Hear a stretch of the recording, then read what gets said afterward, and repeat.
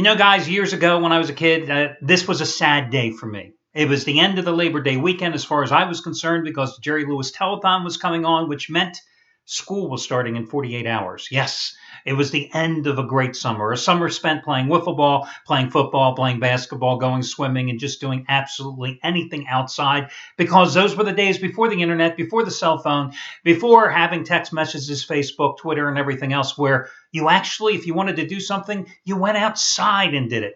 My times have changed. But anyway, hey, listen, college football, the first day, the first big Saturday is out of the way. I always use the Sunday after Saturday's college football card, not necessarily to spend the day watching NFL action, but reviewing all of the games from Saturday. I read every single recap that I can, and in games that I'm really interested in, I'll go see what the beat writers had to say, and then I take a look at all the box scores as well, because that's how you learn. That's how you learn. Correct the errors of your ways, learn from your mistakes, and you take a look at what really happened in some of these games besides just seeing the final score. Now, yesterday here on the video report, I took a split with my complimentary plays. I'm on a 71-38 roll with them over the past 56 days. Hit with Arkansas last night, was on the wrong side of the Arizona State game with Texas A&M. Now, there is one college football game today. It's Purdue and Marshall. I'm going to give you my in-depth preview on that one because I handicapped the game, and I might as well. And then I've got free plays coming up on your Sunday night game between the Cardinals and the Bucks and your early game between the Phillies and the Red Sox. That's coming up in just a moment.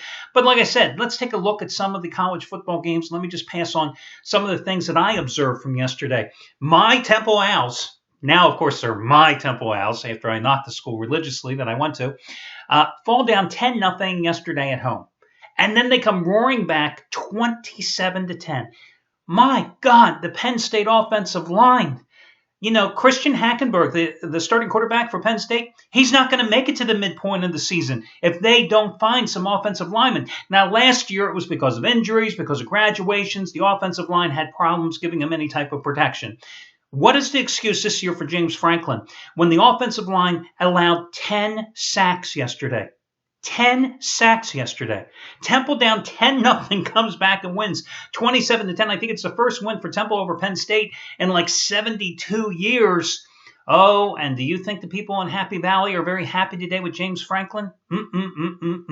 No, they are not.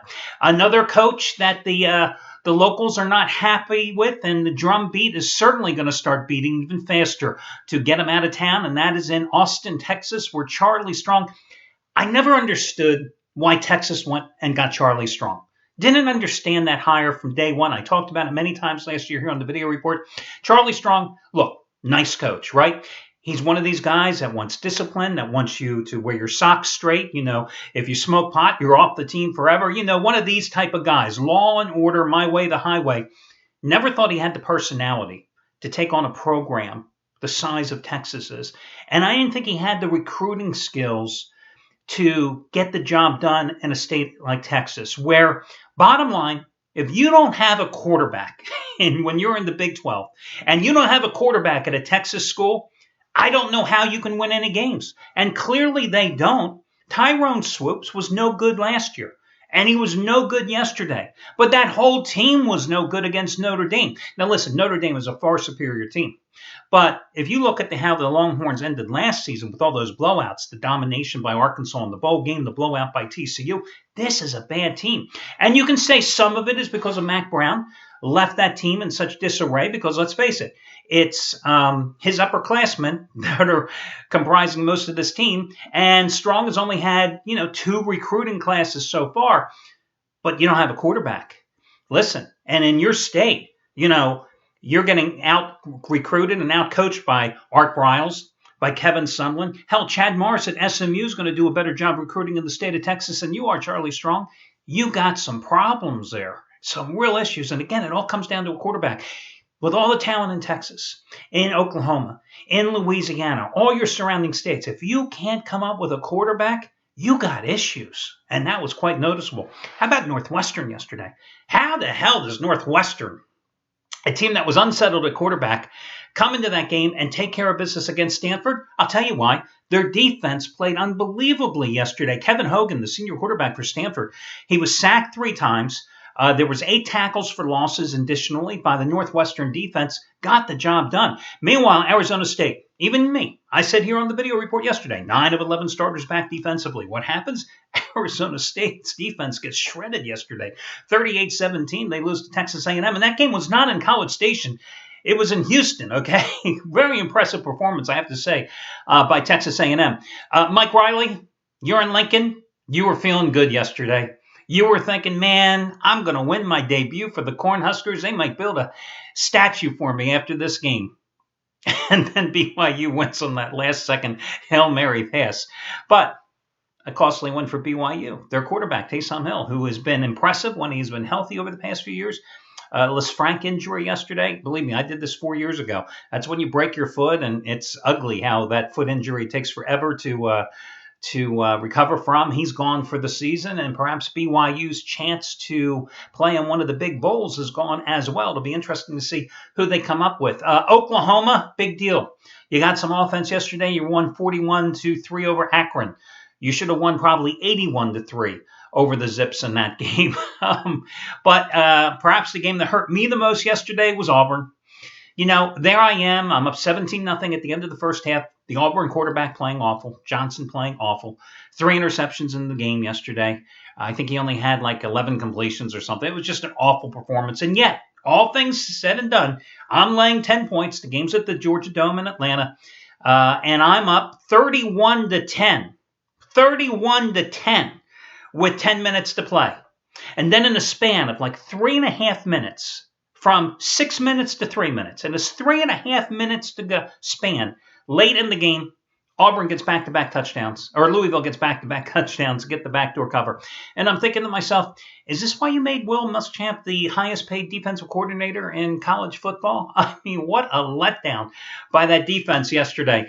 But anyway, I'm just looking at some of the other games here. I'm just looking at our scoreboard and going down. Those were the ones that hit me off the top of the head that I had already researched. Arkansas yesterday, the quarterback Allen, the fifth-year senior, had a very strong game. But then again, you're going up against UTEP. But definitely the Razorbacks are a team on the rise, and they've got that massive offensive line I spoke about in yesterday's video report, and a very strong, deep running game. You had to be impressed with Notre Dame's quarterback last night. True, he was playing an overmatched Texas team, but that was an impressive performance by the Irish in South Bend last night. Now, defensively, they certainly look strong, and that has been their Achilles heel, along with some inconsistent quarterback play over the past few years, but maybe this team finally got it right. Meanwhile, you look at what Alabama did against Wisconsin, and Wisconsin, Jesus, okay. You have absolutely nothing going for you offensively. This could be the year that the Badgers have the big offensive line and don't do anything with it, because they certainly couldn't do anything last night in that one. Anyway, we move forward to today's games. As I said, there's just one college game on tap today. You might want to check out Jeff Benton there. Benton has an 80-dime play on this play, and why it's significant is that Benton, who has made $10 bettors a little over $15,000 in all sports since April of 2014, has his 80-dime winner number 17-21 and 12 out of 13 on the Purdue Marshall side.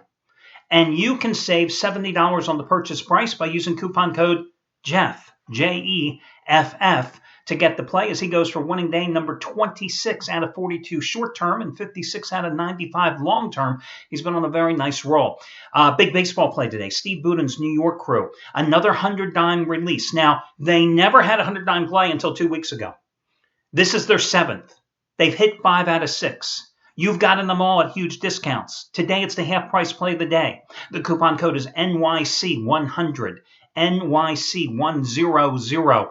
All in all, they have had 10 plays over the past 2 weeks. They've had 7 winners. You've got an all 10 plays at huge discounts of at least half price off. They've made $10 bettors $3,150 in that stretch. The latest one is the half price play of the day. Again, NYC 100. Your Sunday night game, the Cardinals and the Pirates. I'm going to give you my thoughts on it in just a moment. The past 7 Sundays, Matt Rivers has had a top-rated 500,000 star play on those games. He's won 6 out of 7. The only loss was the no-hitter going with the Dodgers when the Cubs' Jake Arrieta threw the no-hitter last Sunday. 6 out of 7 Sunday night game of the year plays. It's a top-rated 500,000 star release number 15 out of 21. You save $70 by using coupon code MATT, M-A-T-T. All your other discounts, your promos, etc. are over on the homepage. Let me talk about that Cardinals-Pirates game here for just a second. You know, the Cardinals have certainly owned this series at home winning 19 of the 24 most recent matchups. And these two have split the first two games in the series. Pirates have lost 5 of their last 6 on the road. They haven't given their starter Cole much offensive support here. I think only 13 runs in his last 7 starts, and his earned run average hasn't been too impressive, near 4 in that 7-start span, and he really struggled in his last start. It was on the road against Milwaukee. I think he only pitched 4 innings. It was a career low for him, and gave up 4 runs in that or 5 runs in that outing and 8 hits. So I'm going to go with John Lackey at home, which should not surprise you because I love taking St. Louis and John Lackey at home. In fact, the last time I won, hint, hint, I've lost 5 straight days, was Monday night when I took the Cardinals and John Lackey at home against Washington. And the bottom line with John Lackey, at home this season, his earned run average is under 2 at 1.89. Since they acquired him right before the trade deadline, late last July, in his home starts, he has been phenomenal because the Cardinals are 17-3 in those home starts that he's made since they acquired him from the Red Sox. You're not playing him on the run line tonight, which is the reason I thought he was such a cheap chalk on Monday night because I got him at minus $1.35. Generally, if I tell you a guy has a sub-2 earned run average at home and that the team has won 17 of his last 20 home starts, you would think you'd be playing him on the run line. But because it's the Pirates, you aren't. And you're getting it at virtual pick-em price tonight. Maybe the Cardinals are 110, 115 by the game this time this one goes off. I'm going to go once again with St. Louis and Lackey in this particular contest. I'm going to have to take the Red Sox to complete a sweep of Philadelphia. They have pretty much dominated Philadelphia in interleague play anyway in recent years, going 28-12 or 29-12. I think it's 28-12 in the last 40 meetings. They've taken the first 2 games this weekend. The rookie Rodriguez going for the Red Sox, even though his earned run average has been a little high, and they certainly have been hitting him, and he's not been pitching deep in the games here of late. You can't deny the fact that the Red Sox have won 6 of his last 7 home starts, and in his last 3 outings at Fenway, he's 2-0 with a 1.89 earned run average. So again, Red Sox took the first 2 in this series, 7-5 and 9-2. You got a Phillies team that is 25 games under 500 on the road. Red Sox, meanwhile, have been playing pretty decent here of late. They've won 11 of their last 17, and I'm going to go with them again as the Phillies for the 3rd straight day send a rookie to the hill at Fenway. Okay, let's talk about this Purdue-Marshall game. You know, this Marshall offense has just been a dynamic offense over the past couple of years. As a matter of fact, finished in the top 12 in terms of total offense in the nation each of the past 3 years under offensive coordinator Bill Legg, who ironically was a coach at West Lafayette at Purdue for a 4-year stretch back in 2003 to 2007. The differences of this year with Marshall is that their quarterback, Cato, is gone, okay? And let's face it, he directed an offense last year that averaged 559 yards a game. 2nd in the nation in total offense last year. 13-1 record last year. Won the Conference USA title. Finished number 23 in the overall rankings. So they had to go get a new quarterback. They went and got Michael Birdsong, who actually joined them a while ago because he was a transfer from James Madison, where he threw for over 3,000 yards, twice played Division I-A teams, and played well in those 2 games. He's a junior, but listen, this is going to be his first true game action in 21 months here today. The good thing for Birdsong and Marshall is they've got one of the top running backs that you've never heard of available, and that's Devin Johnson, who ran for over 1,700 yards last year, scored 17 touchdowns, averaged 8.5 yards a carry. Of course, when you have that type of prolific offense and you have Cato as your quarterback last year, such a threat to throw the ball and run the ball, it makes your running back so much more, successful. And that's why I'm not surprised that he averaged 8.5 yards a carry last year. This is a Thundering Herd team that's 23-5 over the past 2 years. Purdue in the same stretch is 4-20. Now, the Boilermakers returned their entire front offensive line, and they're big. And they have had great success at running the ball, and that's going to be the key for them here today. They've got to be able to run the ball and extend drives in order to keep Marshall off the field. But Purdue hasn't won a non-conference road game since 2007. And 4-20 the past 2 years, well, It's 4-20. That's all it is. That's what it means. And Darrell Hazel's third season here, he better start producing some wins. Now, true, the Boilermakers are 5-1 against the spread in their last 6 as a road dog, but they're 1-8 in their last 9 road openers, losing 7 straight by an average of 13 points a game. Marshall has 11 starters back, but I'm looking at this number at 7.5, and I'm thinking, okay, can Purdue come in here and run the ball effectively and open some holes against the suspect Marshall defense that this team had to score 58 points a game last year, seemingly because they were seemingly allowing 57 points a game, okay? But I don't have a lot of confidence in Purdue's quarterback, and I'm just looking at this game in 7.5. It's such a tough number.